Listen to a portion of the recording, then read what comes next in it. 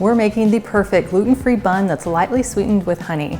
They don't require any yeast, proofing, or rising, can be made with a variety of flours, and are ready in 30 minutes. I'm going to show you how to make them lower in carbs and higher in protein with almond flour. Hello, my name is Nicole Bonilla, and if you like healthier recipes made with all natural ingredients, then you are in the right place. To make these really easy buns, we're going to start with our wet ingredients. And to make them really moist and to add protein, we're going to start with some Greek yogurt. Now you could also use some whipped cottage cheese, which would also be high in protein, or you can use some sour cream or some cream cheese, but those will not have as much protein.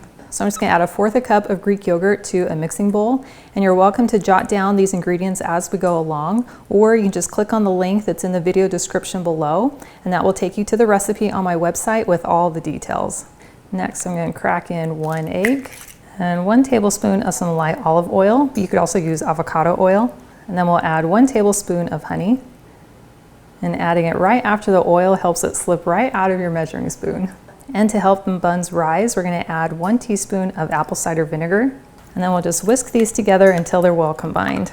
Next, we're going to add our dry ingredients, which includes 1 1/4 cups of almond flour. Now, if you'd like to see some additional flour options and amounts, just click on the recipe link in the video description. Next, we'll add 1/4 cup of tapioca flour, and then we're going to add 1 teaspoon of psyllium husk powder, which is going to add a little more structure to the buns. But if you don't have it, don't worry, you can omit it. And then we're adding 1/2 teaspoon of baking powder, 1/4 teaspoon of baking soda, and 1/4 teaspoon of salt. I'll add those right on top. And then I'm just going to stir it with a spatula, and then I'm just going to gradually keep folding it over with my spatula to incorporate all the flour. And we want the dough to be sticky, but not too sticky. And so I think this is just a little bit on the wet side. So I'm going to go ahead and just add in another tablespoon of some tapioca flour. And then gently work that in. There we go, that looks perfect. So if you do end up using a different flour, you'll want to add enough until you get it to the similar consistency. Now to bake the buns, I've just added a piece of parchment paper to my baking sheet, which makes it really easy for getting the buns on and off the pan. Now, because this dough is quite sticky, you're going to want to have some oil on your hands. And I also recommend removing any jewelry. So I'm just going to pour a little bit of light olive oil on my hands. And then I'm just going to scoop out about 1/4 of the dough. I'll put that right into my hand. And I'll very gently start to form it into a ball. So it kind of feels like you're shaping a giant cookie with cookie dough. Then place it onto my sheet. And then you want to shape it to a nice round circle that's about 3/4 of an inch tall. Now as it bakes, it's going to expand a little bit and rise a little in the middle. Now if you want to get real precise, you go ahead and measure out the dough, but I'm good with just estimating. And don't be concerned that you're getting too much oil on the outside of the buns, because that will just help give them a nice crispy exterior.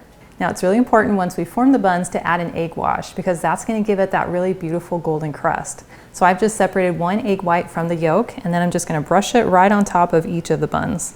And you want to get it on the top as well as the sides. And to make them look a little bit more like traditional buns, I'm going to go ahead and sprinkle on a little bit of sesame seeds right on top. And if you're doing this with oat flour, you could put some little oats on top. Well, these look great, and they're ready to go into a 350-degree oven for anywhere between 16 to 22 minutes, or until they're golden brown on the outside. But you'll want to start checking them around the 16 minutes just to make sure that they don't get overcooked. Well, here are our buns out of the oven, and they look gorgeous.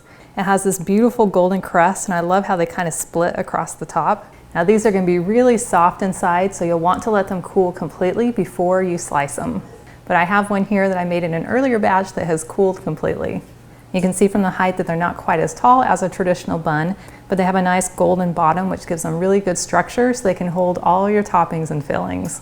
So you'll want to be sure to use a serrated knife, and I'll just turn it on its side. And then I'm going to go ahead and slice it a little bit closer towards the bottom. So I'll just go very carefully, slice down a little ways, make sure it's nice and even, slice down a little more, make sure I'm not drifting one way or the other, slice a little more, check, and then all the way through. So you have this gorgeous, soft, and spongy bun. And now it's ready to be loaded up as your favorite hamburger, cheeseburger, barbecue chicken sandwich, the list goes on. And if you're too impatient like me to load it up, you can just try a little sample right away. That is delicious. That has a wonderful spongy texture to it, and I love the hint of sweetness coming in from the honey. And then I love the depth of flavor that you get from the almond flour that you don't get in a traditional bun. And I love that they're made with clean, natural ingredients, which means I'm going to feel just as good even after I eat it. And I want you to know that I believe in you and your ability to be able to make those healthy foods that are gonna leave you feeling fantastic from the inside out. And I'm here to support you in any way that I can. Well, thank you so much for hanging out with me today in my kitchen. I've included a link to the full recipe and it's in the video description below. And that will take you to my website, gentletummy.com. And I also invite you to like and subscribe to my channel.